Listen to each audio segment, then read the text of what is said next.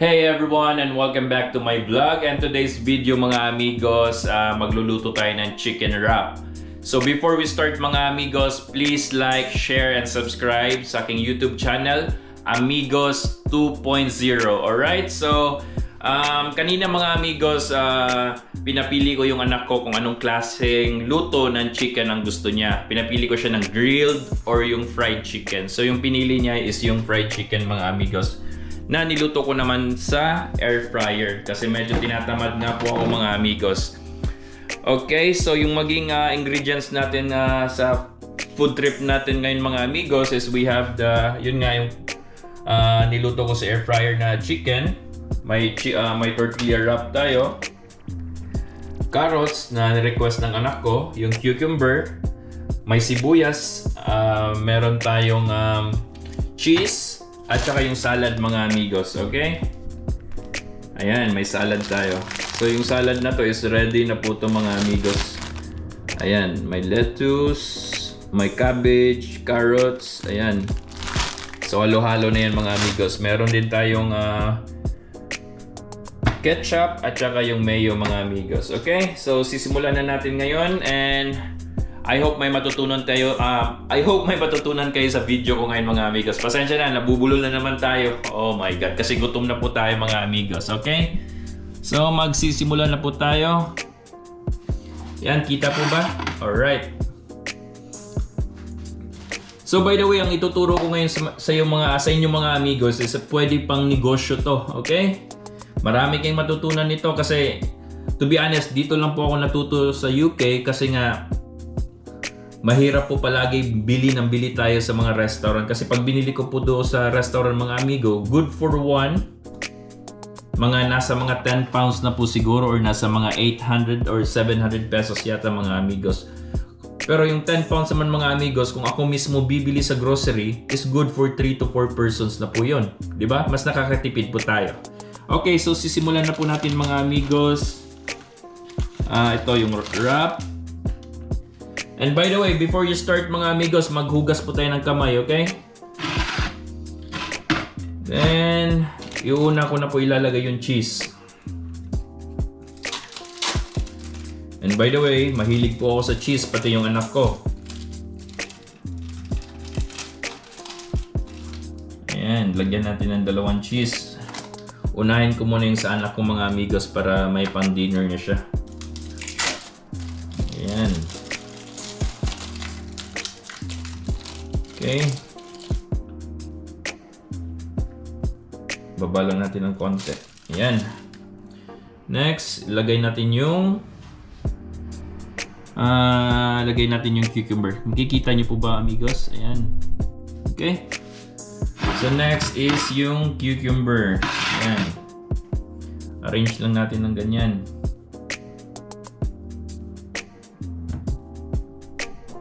Siguro. Ayan.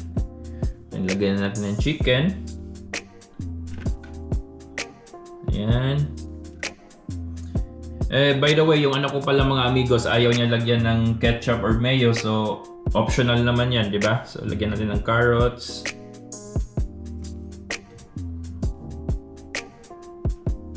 So, maybe hindi ko na lang siguro sasabihin sa anak ko na lalagyan ko ng mayo kasi magagalit yun. Pero mas masarap kasi siya amigos kung meron siyang mayo. So dagdagan na lang natin yung chicken. Ayan. More chicken. I think more carrots din.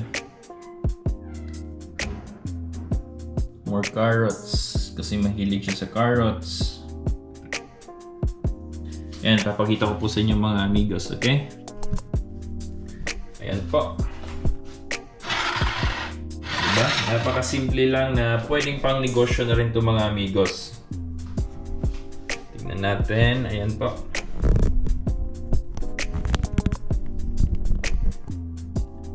Ayan.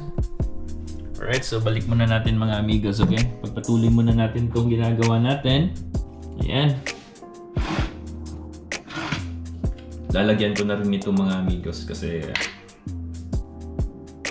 pampadagdag lasa na rin to kasi. Pero konti lang.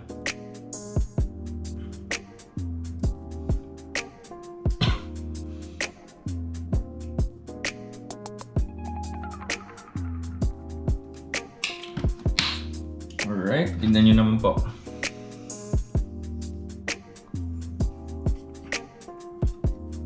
Napakasimple at saka pwedeng pang negosyo na po to.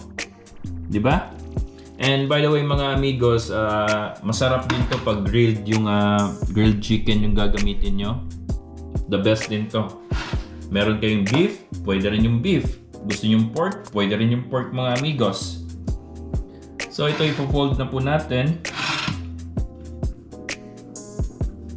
Wow, sandali muna mga amigos, may nakalimutan po ako. Alright, so ito. Kasi dito natin siya ilalagay. Dali po, lilipat ko muna to. Lalagay natin dito. Para may pambalot po yung anak ko mga amigos. Ayan.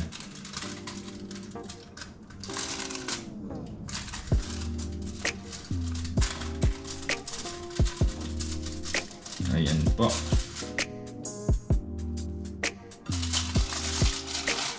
Fold lang ng konti.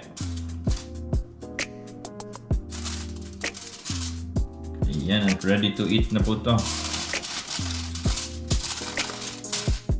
Ng konti.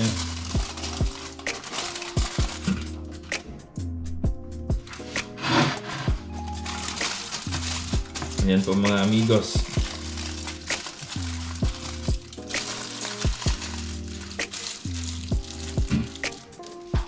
Ayan po. Napakasimple lang po gawin yung chicken wrap. Pwedeng maging beef or pork. Ayan. Kasi yung anak ko nga po mga amigos, ayaw niya ng sibuyas. So, ito lang. Simple lang yung gusto niya. Okay. Next, gagawin naman natin yung para sa akin mga amigos. Okay? So, ako mahilig ako sa salad eh. So, lalagyan din natin ng salad. So, ito yung sa anak ko. Yan, tatabi muna natin dito. And next is for me. Yan. Yan, of course, ito mga amigos, napakasimple lang.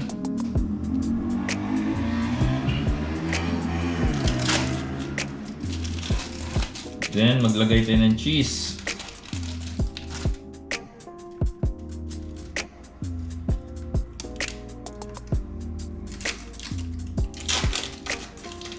Yan, dalawang cheese yung ilalagay natin. Pasensya na kasi walang nagbibideo po sa atin. Sariling sikap lang po itong mga amigos. Ayan po, ipapakita ko po sa inyo. Yan yung cheese. Lagyan natin ng cucumber. Di na ako maglalagay ng carrots kasi ayaw ko ng carrots mga amigos. Then, sibuyas. Yan po, kita nyo na. Then pwede natin lagyan ng chicken na yan. Yan. Dumihan natin ng chicken. Yan po.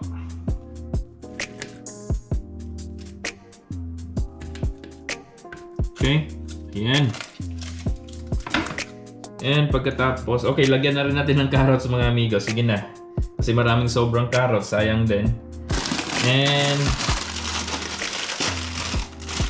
itong salad na to mga amigos, okay? Pampadagdag lasa rin to. Sarap nito. Ayan, papakita ko sa inyo paano ginagawa to mga amigos. Ayan. Lagyan nyo lang ng lagyan yung salad muna dito mga amigos. Ayan. Konting salad lang muna. Lagyan natin ng mayo, okay? Ayan. Damihan natin ng mayo. Kasi masarap yung saucy mga amigos. Ayan, ketchup. Ayan. Tara. Ayan, papakita ko po sa inyo mga amigos. Ayan. Diba, ang sarap. Alright, so dagdagan natin ng salad. More salad. More salad. Ayan. Yan. Then ayusin na muna natin mga amigos.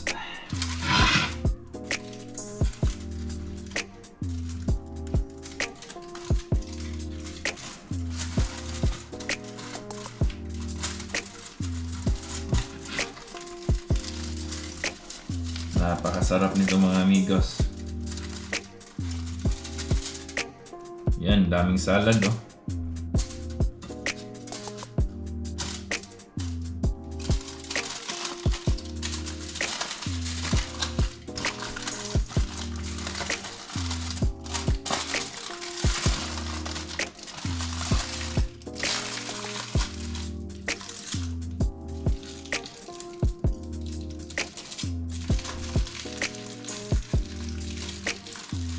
Ayan mga amigos, ready na. Okay, ayan. Napakasarap po mga amigos. Tikman natin.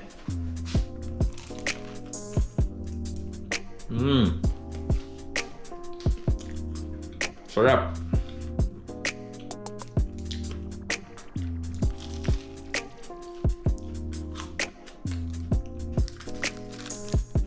Nakakasave talaga tayo mga amigos pag tayo ang gumagawa. Isipin mo, isang ganito sa restaurant doon, sa labas, kaysa ikaw yung bumili, nakapareho lang yung price, at nakakagawa ka naman ng 4 na ganito. Di ba? Tipid tips yan mga amigos.